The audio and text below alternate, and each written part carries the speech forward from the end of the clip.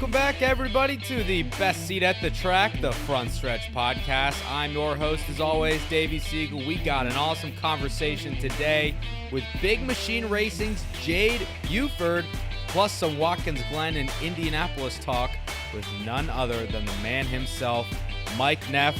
Trust me when I say you will not want to miss his take on the road course this upcoming weekend. Let's get this episode started.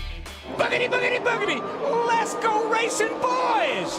Green flag is out on the podcast this week. Neff, I want to start out talking about the Glen, but not about the race itself. Let's talk about the timing of it, because I have a feeling we're going to differ here.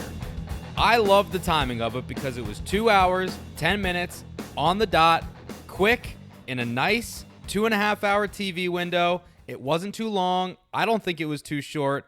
And I personally thought that it was right in that sweet spot. I have a feeling you may disagree, though.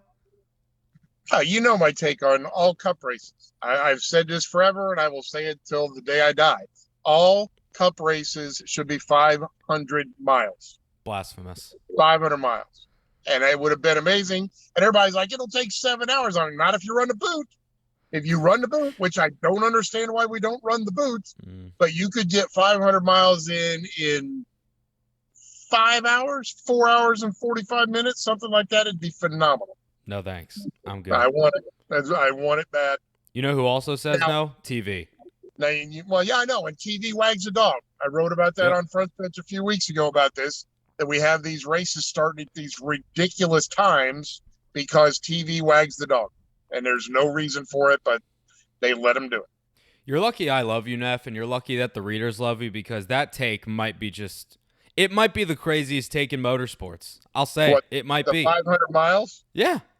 993 laps at Martinsville. They would have to change brake rotors. It would be phenomenal. We're talking IMSA at this point. We're talking like 24 hours, 12 hours of Sebring type stuff. Yeah, it'd be awesome. Just watch IMSA. If you want road courses and they're supposed to be so awesome, let's do it right and do 500 miles on it. I'm glad you mentioned that. You brought me into my next topic of conversation. Let's talk about road courses. I think that people are getting a little bit of road course fatigue at this point in the season. There's 2 more left, one in the regular season, one in the playoffs, obviously. You know, for years we had 2, Watkins Glen and Sonoma. Then you add the 3rd with the Roval. And then last year you go from 3 to this year, you add 4 and you're at 7, right? So I feel like in hindsight, that may have been a bit of a large jump.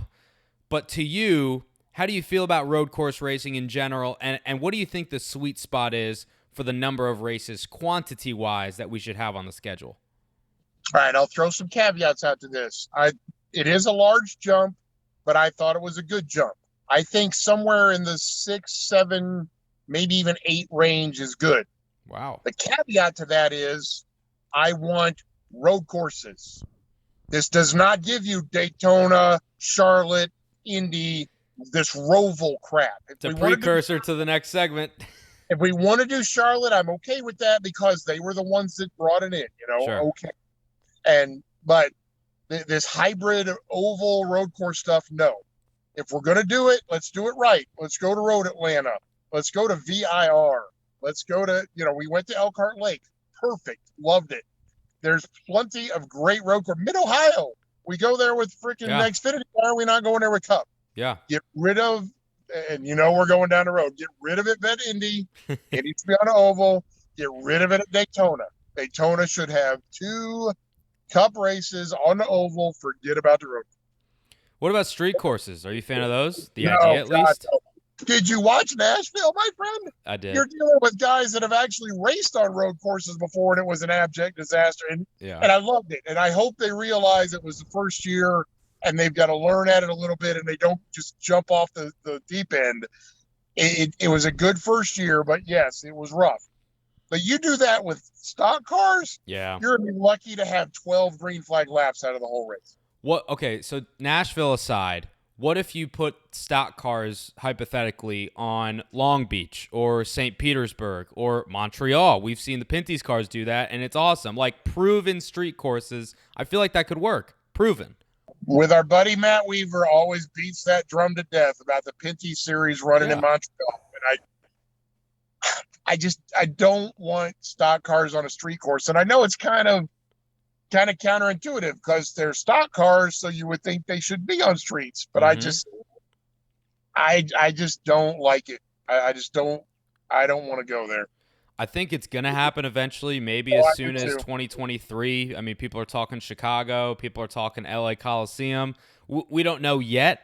I think that NASCAR, at least the Cup Series, is probably going to go down that road.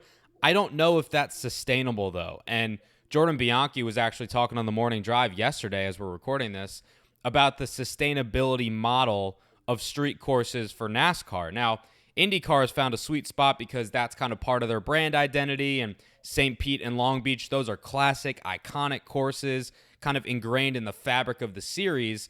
But I agree with you. I mean, I would like a street course, but I don't know if that could fit into the quote-unquote identity of NASCAR being a strictly stock car series. You don't think of those cars on street courses. I feel like it'd be cool to see, like the novelty aspect would be cool, at least for me. But I don't think that would be a staple moving forward, 2023's, whatever.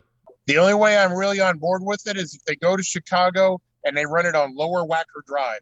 So it's like going to Monaco and going under the casino. That'd be You'd cool. be underneath. It's not really a tunnel, but you're underground, and that would be an amazing sight.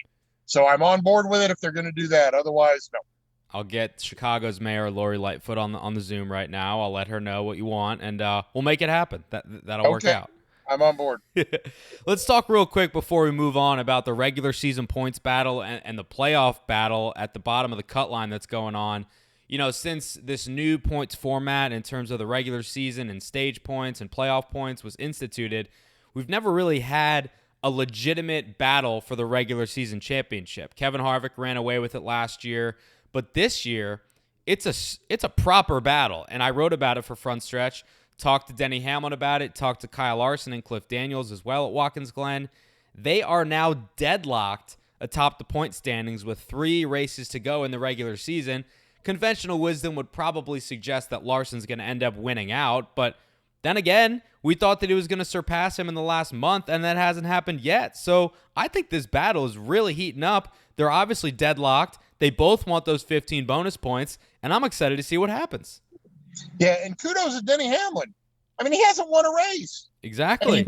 That's the part that's awesome about it, is he is getting this done old school style, not winning a race.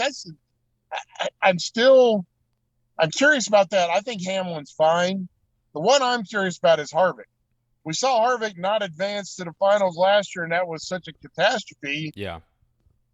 There's still potential there for him to not make the playoffs. Well, that only would happen if there's 3 new winners in the next 3 races, right? But it could happen. It could. I'm just throwing it out there. It could happen. I mean, you got Chase Briscoe going to Indy. He's proven that he can get around that course.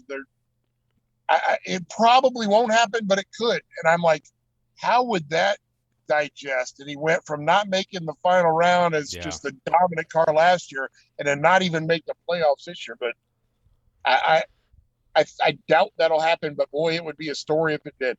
I agree with you. I don't think it'll happen, but we've seen crazier things happen before, so that is why we never say never. One of those guys that could potentially win a race in these last 3, and he doesn't necessarily need to, but it'd be great if he did for his sake, is Tyler Reddick, who's battling his teammate Austin Dillon for the last cutoff spot in the playoffs. Reddick has it right now, I think, by 15 points over his teammate. I'm interested to see how they battle because they're teammates, they're sharing information, but there might be a little less sharing in the next 3 or so weeks because they want to get in and do what they can for their teams individually, not really for the best of the organization. I mean, they're not going to wreck each other, but they're also going to race each other pretty hard. I'm not going to say they're not going to wreck each other.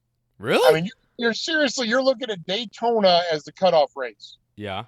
Do we remember young Austin Dillon winning the Daytona 500?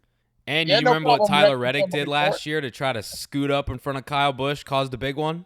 I just hope that there's no team orders. That's the one thing that scares me to death in that whole deal. If they're going into Daytona and it's a handful of points and it's coming down to the 8 car or the 3 car making the playoffs, I mean, you're talking about the flagship car of the organization. I hope it doesn't come to that. I hope he lets them race it out. I can't imagine Richard wouldn't, but Yeah. You never know when it's a 3-car. Yeah, I hope it doesn't either. Neff, stick around. We're going to get a quick break out the way, and then we'll talk to Jade Buford, and I know you want to talk Indy, so just sit tight. I do. I'm dying. This week's stage break is brought to you by nobody yet, but if you want to advertise with us here on the Front Stretch Pod, you can feel free to do so. All you got to do is contact sales@frontstretch.com, and your company can be associated with our wonderful, eclectic brand here at Front Stretch. From articles to podcasts to videos, whatever it is that tickles your fancy, contact sales@frontstretch.com. We'll get you squared away. Let's throw it over to our chat with Jade Buford of Big Machine Racing in the NASCAR Xfinity Series. Talk about eclectic. He's got an interesting background. America Ninja Warrior contestant. Got hooked up with Scott Borchetta in the first place from a track day at COTA. Flew back on his airplane, and voila, here they are. He's got an interesting background, and also, why is he kind of considered Austin Cindric's dad? You'll have to listen to find out. Here's our chat with Jade Buford. Pleasure to be joined this week on the podcast by the American Ninja Warrior himself. He's also the driver of the 48 Xfinity Chevrolet for Big Machine Racing. It is Jade Buford. Welcome to the show, my friend. Good to chat with you. I don't think we've ever had the chance to talk, but it's good to be with you. Yeah, excited to be here. Thank you for having me. Yeah, man, of course. So let's talk about the race team first. Big Machine Racing, not just the first season for you behind the wheel of an Xfinity car, first season for them as a full-time Xfinity Series operation. Give us a status report here as we're wrapping up the Olympic break, so to speak. Where do you guys think that you as a team and you as a driver as well are right now in the year? I think it's been a pretty amazing year. I think everybody's got a lot to be proud of, starting from scratch back in December to have 11 top 20 finishes. And sometimes we were really close to even breaking in the top 10, even on an oval. We expect to run well on road courses, but I think we've all surprised ourselves quite a few times with some success on the ovals that we didn't exactly think would maybe come so quickly. Yeah. So people know Big Machine Racing. They may think, oh, that sounds familiar. Did they sponsor a race at the Brickyard? Do they have a vodka? Is that a record label? The answer is yes to all of those things. And the guy behind the scenes, maybe in front of the scenes, depending on who you ask, is Scott Borchetta. So I'll ask the question, how did you get hooked up with Scott in the first place? Because he's always been around racing, sponsoring the 400, and I know he raced a lot in his younger years. How did you personally get hooked up with Scott? We met a few years back. I happened to travel around a lot coaching at track days, and we both happened to be in Austin, Texas at COTA. And I was walking around kind of mingling, and we got to talking a little bit. I ended up getting to drive one of his, I believe it was his 72 Corvette that day. Nice. Got to take it out for a few laps, which was awesome. The thing is a monster, and got to help him learn COTA a little bit about it. And later in the weekend, I was actually looking for a ride back to the airport. I had like a 4:00 flight at the end of the day out of Bergstrom. And he walks up to me, like we in a driver's meeting, we're like, hey, is there anybody going to the airport around 4? Could you drop Jade off so he can catch a flight? And Scott happens to walk up to me. He goes, going to Nashville? And I'm like, yeah. He goes, cancel your flight. Just fly home with me. I was like, okay, I'll cancel my flight. So I canceled my flight, flew home, got to talk a little bit, and we became friends ever since. We've been doing vintage racing together and just really having a good time with it. That's a hell of a story, man. That must have been the best flight of your life. It was definitely not bad. Much better. I love Southwest, but that was a little nicer. Yeah, I'm flying Southwest on Wednesday. Love them. But if somebody came to me and said, just fly with me instead, I'd take them up on it. So I think you did the right thing. I think it was a smart move. Yes, smart move on your part. All right, so take me there then. When you're on the plane with him, like, what are you talking about? Do you know that he is Scott Borchetta? Do you know that he's into racing? Do you know all that he's thinking and all that he's done? Or are you kind of just like, that's cool, yeah, this guy seems pretty nice. Give me a ride home. What's your mindset at this point? I knew he was into racing. I didn't understand the full depth of everything that he did at that time, probably. But we just talked. We talked a lot about cars. I happened to do think that was the first time I did American Ninja Warrior. Was briefly before we actually first met. So we Gotcha. kind of talked a little bit about that too. And I relate American Ninja Warrior a lot to what we do in racing. And some of the mental aspect, the physicality is a little different, but the mental aspect it's very challenging, and it's very similar to especially NASCAR, what we do every weekend, no practice, no qualifying. Mm-hmm. Ninja Warrior operates the same way. No practice, no qualifying, Yep. just go, hope you don't fall. And sometimes you do, sometimes you don't. Yep, that's right. You either sink or you swim, literally, on the ninja course, right? Yep. It's Pretty literal in some unforgiving. senses. Yeah. Okay, let's talk racing, though. So you're teaching at Coda, and I had that in my notes that you kind of met him on a track day, taught him some tricks of the trade. Let's go back before that. When did you get into racing? Why did you choose that path? And how did you end up here where you are now, which is part-time American Ninja Warrior and full-time Xfinity Series driver? It's unique. Yeah, so middle school and early high school, I didn't actually do much car stuff at all, but I rode dirt bikes and I did a lot of Gotcha. trail riding. Tennessee is pretty great for if you got a dirt bike. There's pretty much an abundance of places you can take it and go get yourself in some trouble. So I did that growing up. And eventually, when I graduated high school, my dad sent me to a driving school, not for the idea of becoming a race car driver. He just didn't want me to kill myself. And I went, I went to this driving school, and all the instructors came up to him at the end of it and was like, how long has he been doing this? And they're like, he hasn't. This is his first time ever on a racetrack. They're like, he's as fast as we are. And they're like, you should keep him going and see if he can keep getting even faster. Yeah. And I ended up having a coach that also lives here in Nashville, Tennessee, named Owen Trinkler, that kind of worked with me and helped teach me all the right things and stay out of the walls as much as possible. And he eventually helped me get into pro racing. I did my first year in what was then Grand Am back in 2009, driving an ST car, which was a Mini Cooper. And I also got to do a couple of races in a Mazda RX-8 GT car. Cool. And we did Mid-Ohio, Watkins Glen, and we went back to Utah at that time. I think Utah was my first race. First time I drove the car was at Barber Motorsports Park in Birmingham, Alabama. Then the next year, I went into what was GS and just raced in IMSA and Pirelli World Challenge. Ever since then, up to 2019, full time, mostly running GT style cars. A couple times I got to hop into a prototype. But yeah, that was kind of it was a quick spiral out of control, and just turned into a career somehow. Yeah, it seems like a really rapid progression. And, I mean, it seems like you also started late, relatively speaking, compared to other drivers. So this has all come together really quick, don't you think? Yeah, definitely did. I think that one day I'd be sitting where I am now. It was not all planned. It kind of just all happened. But I think a lot of it going back, being on two wheels just kind of gave me a good foundation. If you can be comfortable sliding around on two wheels, four wheels isn't so bad. Yeah, that makes sense. A lot of important things that helped me progress. And you started on the two wheels. Obviously, you mentioned Scott flew you back to Nashville because that's where you're based out of. Same thing with Scott. So that partnership, I guess, was forged by the love of Nashville and Music City. So that definitely didn't hurt things, right? I'm sure you're talking on the flight and, oh, Nashville, love Nashville, blah, blah, blah. And boom, here you are. Big Machine Racing, two Nashville guys going at it.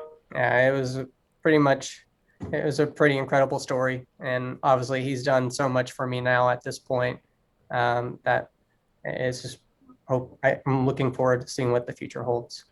So I know that the team is kind of based out of Mooresville, but I know that there's a lot of stuff that goes on in Nashville. Do you got does anything day to day with the team happen in Nashville, or is it all just based out of North Carolina? I believe all the marketing for the NASCAR team is here. So that kind of all gets run out of Nashville. The team is based in Mooresville, and Scott's TA2 program is also based here out of Nashville. So we do have a full shop here and everything, but everything on the NASCAR side is in Mooresville. Gotcha. Okay, so another question from an outsider's perspective and also my perspective. I'm like, okay, Big Machine Records. I understand that. That makes sense. Why are they making vodka? Why are they making hand sanitizer? Why are they starting a race team? Now I understand that. But, like, you know what I mean? When you first got hooked up with Scott, you're probably like, okay, records, I understand. How's the vodka? How's the hand sanitizer? I'm sure you're going to say it tastes good, and I won't doubt it. Yeah, the vodka is very good. And our spike coolers, that's our primary sponsor on our car. Oh, yeah. It is a hit. Like, they're incredible. And I'm glad to see that they're taking off and doing so well with that product. I think Scott is just a guy that likes to have his hands in multiple things, and he's incredibly organized, and I could never do it, but he makes it look easy. Yeah, he does. Speaking of making it look easy, Patrick Donahue's your crew chief this year. He's obviously leading the ship for you guys in the 48 team. He has been around the block a time or two. He has worked with some really prestigious drivers, some really prestigious teams, had a lot of success in every level that he's been at. What's it been like getting to work with him? You guys have been gelling pretty well, it seems. Yeah, it's been incredible. He is just a huge book of knowledge. So anytime I have a question, I go straight to Patrick, and he's got an answer for me. So it's been great to work with him, learn from him. And I think a little bit of like road course stuff, he's probably picked up a few things from me, because there's stuff that I complain about that probably most drivers wouldn't. Yeah. But it's been great working with him. He definitely knows how to make a car go quickly.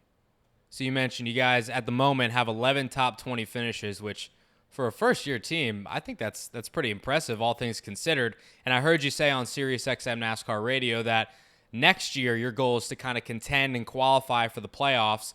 Looking at the landscape, there's going to be some movers and shakers, comers and goers. So the competition will look a little bit different. But you guys having another year under your belt, yourself as a race car driver honing your craft, looking ahead to next year, I know we got a lot of racing left this year, but playoffs is the goal long-term for you guys in 2022. Yeah, I think that's a good goal for the entire team to have. I mean, I never want to hop into a race car and not think that I have a shot to win. So we all put our heads down and we do our jobs. I think we absolutely 100% have a shot at winning and qualifying for the playoffs next year. I think, who knows? We still got a few road course races, and you never know what can happen on those, and we may still make the playoffs this year. Just depends on the car and depends if we have any luck.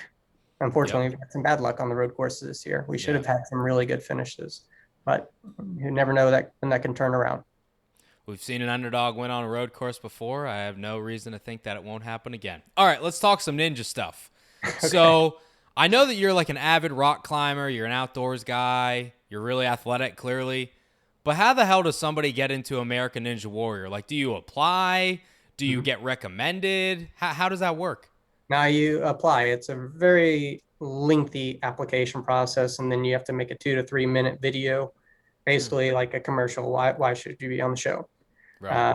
And even on the questionnaire, I think one of the questions is like, why are you applying? Why are you applying for American Ninja Warrior? And I just put, if I had a nickel for every time I've been told I should do this show, I would already have the $1 million. And it worked. It stayed on there forever. But I mean, it's been one of the most fun things I've ever done. The people and the camaraderie of all the competitors is just incredible. The backstories, learning where everybody came from. Everybody comes from different backgrounds and has a different story to them. Learning to hear what they all have been through or done in their lives is always really cool. And then just the production itself is amazing. Like, you walk on this set and it's like no expenses spared. Like, you got cameras flying around, lights, how quickly they build everything and change stuff, even like in the middle of the show. It's just amazing. There's also a big motorsports presence somehow. I mean, we were talking before the show. You're on it multiple times. You've been on it 3 times. Ricky Stenhouse Jr. was on it. McKenna Hassey from the dirt racing world's been on it. Am I missing anybody? I feel like there's some more. There's quite a few. IndyCar. Right. I know Ben Kennedy. He was there my first year at Daytona. He ran at Daytona. There's been NASCAR drivers are athletes, people. Definitely, they do all right. A lot of like what we do in racing, the mental aspect helps us there. The mental aspect on that show is just, it's pretty hard to understand, and you just have to remind yourself everybody's freaking out. calm down, and just go out there and have fun. Yeah. And I saw this past season, I was a little surprised to see it. I'm like, okay, Jade Buford, rookie in Xfinity. That's cool. And then Austin Cindric's on the screen cheering you on, reigning Xfinity champ. I'm saying, what? How did this partnership form? But then I read up, and I know that you guys were teammates in some sports car stuff. So that's where you guys forged your friendship, and he was rooting hard for you. I could tell. Yeah, it was great to have him. I asked him if he wanted to be on there, and he was great. And he's like, yeah, I want to watch. Yeah. And we were teammates back in 2016, I believe, for the full season of IMSA together. And a lot of times I had to act as his legal guardian because he was at the time still, I think my first four teammates, he was still 15 and then turned 16 shortly after. Oh, my God. You better hang that over him for as long as you can. I do. Yeah, everywhere I go, I'm like, I gotta be there with him because I'm You're basically his dad. Yeah, I'm his dad. That's so funny. How does one train for American Ninja Warrior? I mean, like we mentioned, you do a lot of rock climbing, and people have told you a ton that you should do it. So what makes you so equipped for the show and for the competition? Like, what do you do to train for it? I grew up doing gymnastics and then got into climbing. And then there's also, I learned after my first year on the show that there's actually tons of like ninja specific gyms. So you go there, you train obstacles, and they build new stuff all the time and replicate stuff that's been on the show in the past. So that's probably one of the main ways I do like training. Like leading up to this year on the show, I would go to a ninja gym every chance I got and just play on obstacles. So you can get the feeling, muscle memory, and you can start. So it's not so alien when you try it for the first time and you practice certain movements. So it's like, okay, I don't know what's going to be on the show, but it could be something similar to this. So you just have all that in your tool bag. Right. Climbing is a good foundation, just grip strength and being physically fit and being able to breathe and not choke the entire time. That definitely happens. Like you'll see people like they'll get on the show, they'll get a few obstacles in, and it's like they're not breathing. Their face is turning. Oh man. Pretty blue. Definitely got to breathe. That's important. Got to breathe. Got to relax. Yeah, for sure. I always try to. This year actually went pretty fast, but usually I'll take. They allow you like 30 seconds in between each obstacle, and I'll probably. I usually try to chew up half of that, so that just relax and kind of assess the situation, and then go. This year, I don't know what happened. I just took off, and it worked out because we ended up going far enough on the course fast enough, because that's how they do it. So many people get to certain obstacles, then they just go by time. How quickly did you get there? And that helped us secure a spot in semifinals this year. Very cool. Well, if and when you're on again, I know that we'll all be watching and we'll all be cheering you on. Speaking of that, I know that the Big Machine Grand Prix at Nashville for IndyCar, that's coming up as well. Are you going to be able to get down there for it? Or I guess stay down there for it? I will be there Friday and Sunday. We race at Watkins Glen on Saturday. That's what I figured. I'll fly out Friday night and try to get back there as quickly as possible Sunday morning. Take it all in. It's going to be incredible. I just drove by the track a few minutes ago on the way here. Probably drove on the track, didn't you? Yeah, I drove over the bridge. It looks great. Yeah. And they're doing an incredible job. Spike Coolers being the title sponsor of the race. I think it's going to be a huge event, and it looks incredible. Yeah, we're looking forward to seeing that. Well, let's close with this. Give me some goals, some expectations for the rest of this season specifically. We already touched on next year. As you mentioned, you're top 20ing them to death this season in an Xfinity Series field that is really, really deep. We've had a lot of guests on the pod this year from Xfinity that have said as much. So what about the rest of the year? A few road courses coming up. I know you guys have shown speed at other track types as well. Any specific goals for you and the 48 team? Well, I always want to win, but I just want to see us continue to get better and better as a team. And I think with that, developing that consistency, we're just going to get the finishes that we want very soon here. I would love a top 10 on an oval. No, we've been close. I'm looking forward to getting back to Phoenix, where we almost got our first top 10 right out of the gate. Yeah. And I think we'll be very strong there again. I'm just excited. I look forward to every weekend, and I just want to continue seeing the team grow and get better every time we hit the track. Well, Jade, it's been great getting to know you a little bit better. Thank you for indulging me with the ninja talk, because I'm sure that you get it all the time. But it's been awesome to get to chat with you, and we wish you the best of luck moving forward, especially at Watkins Glen here in a couple weeks. And have fun at the Grand Prix in Nashville. It looks like it's going to be a blast. That's going to be very cool. Thank you so much for having me.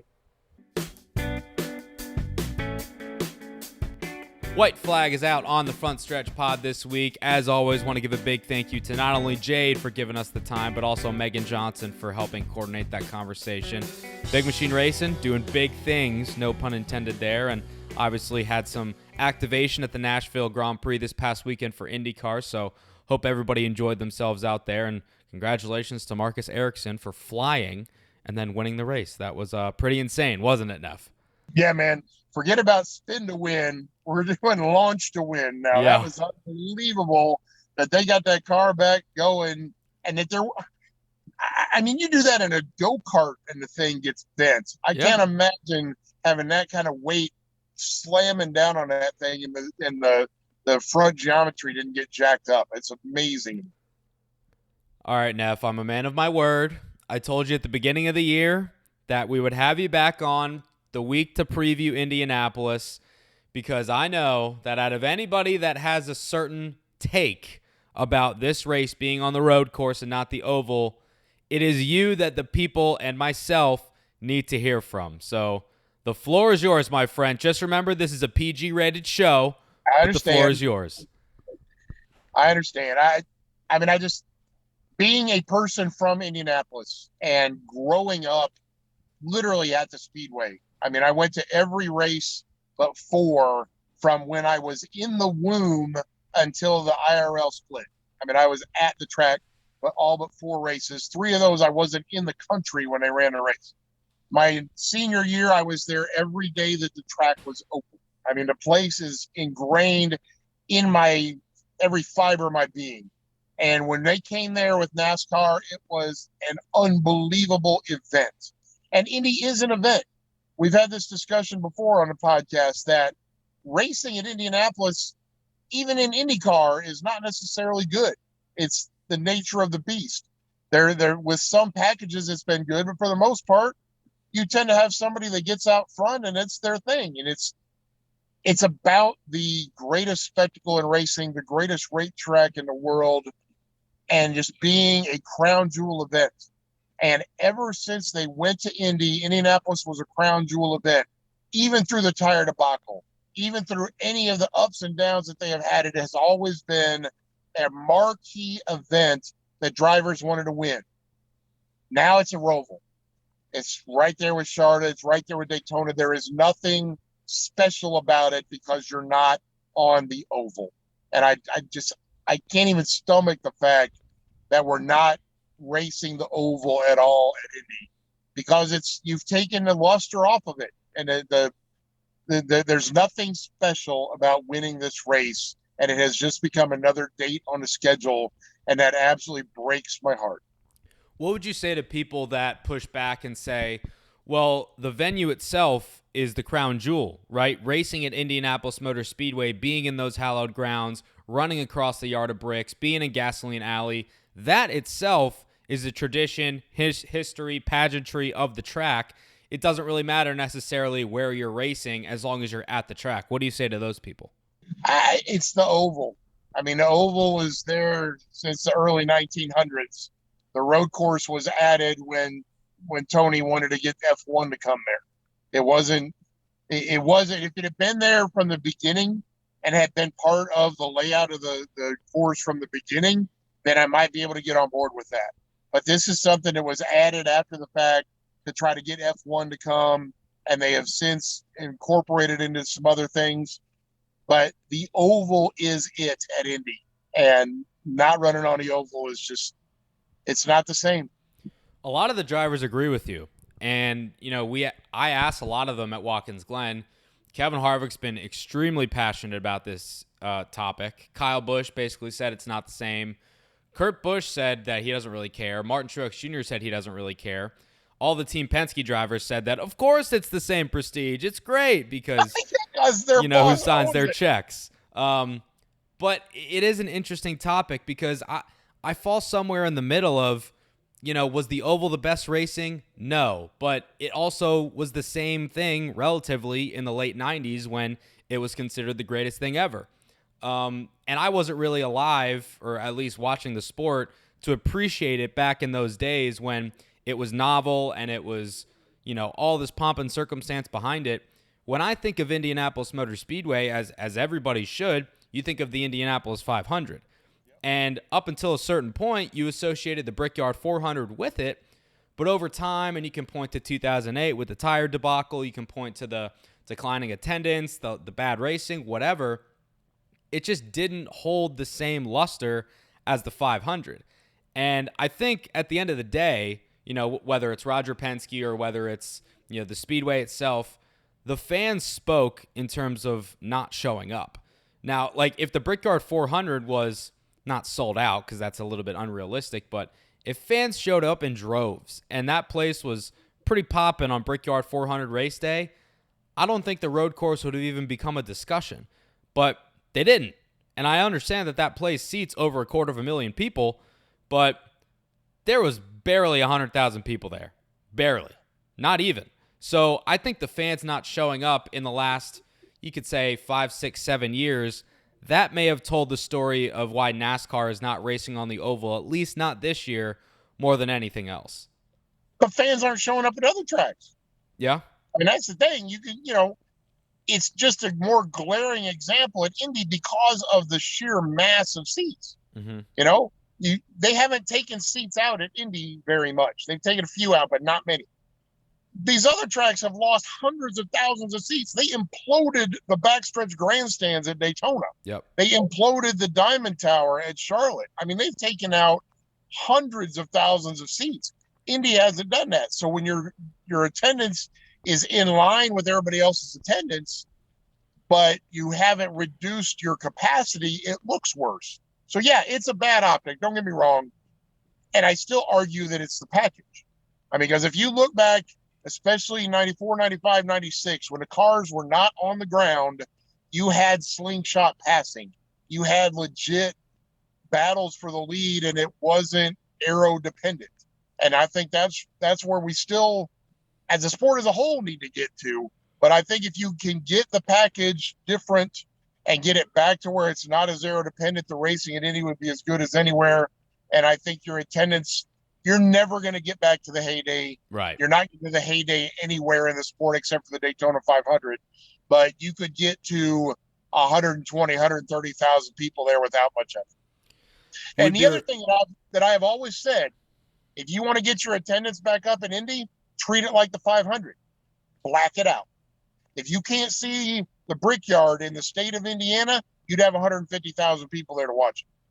Did they not black out the 500 this year? Did I see that? I don't thought I heard believe something they did. about that. I don't believe they did. I think they considered it a quote-unquote sellout, so they actually had it on in Indiana for the first time. Interesting.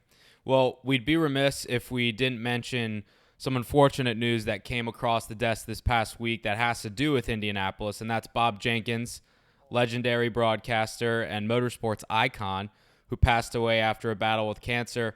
I'm not going to even say anything because I'd never watched him broadcast a race in my day. So I'm not qualified to speak on it. And if I did, I don't remember it. I mean, Alan Bestwick, Mike Joy, Bill Weber, they're the soundtrack of my childhood.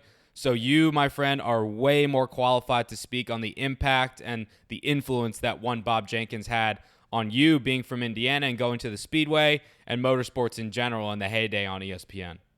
I mean, absolutely. When you think about the boom and when the sport exploded in the early 90s, I mean, Jenkins was the voice of it. And ESPN was driving that thing, and they were on it, and Jenkins was there.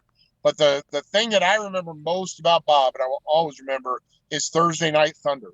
Thursday Night Thunder, as I have always said, is the greatest racing show that has ever been on television. Mm-hmm. And it was amazing. And Jenkins was the voice of that. But I equated it on my radio show this week here in Myrtle Beach that I consider him the Al Michaels of motorsports. Al Michaels can call anything, anytime, anywhere. It's kind of like Mike Tirico, same type thing. Yeah. Can call just about anything. Bob Jenkins could call anything with an engine on it and is just incredibly knowledgeable and is really a sponge about it. If he goes into something he doesn't know forwards and backwards, he researches it and pulls it all in, and it's just immediately knowledgeable in a sport that he may not know anything about a month earlier. And he was just a consummate professional, got treated poorly a couple different times. You never heard it from him. You never heard a bad word out of him. He was the ultimate announcer. And as an announcer, I absolutely considered him to be the idol that I aspired to. Bob Jenkins, 73 years old, far too young, but we remember him on the podcast, and we remember him as an icon of motorsports. And also want to give a shout out that we're glad to see Robin Miller doing better. Robin was having a little bit of a health issue there too, but he was back writing this week, and it was awesome to see him back putting words to paper. Checkered flag, here I come. Oh, no! Checkered flag is out on the podcast this week. Neff, as you know, we always do our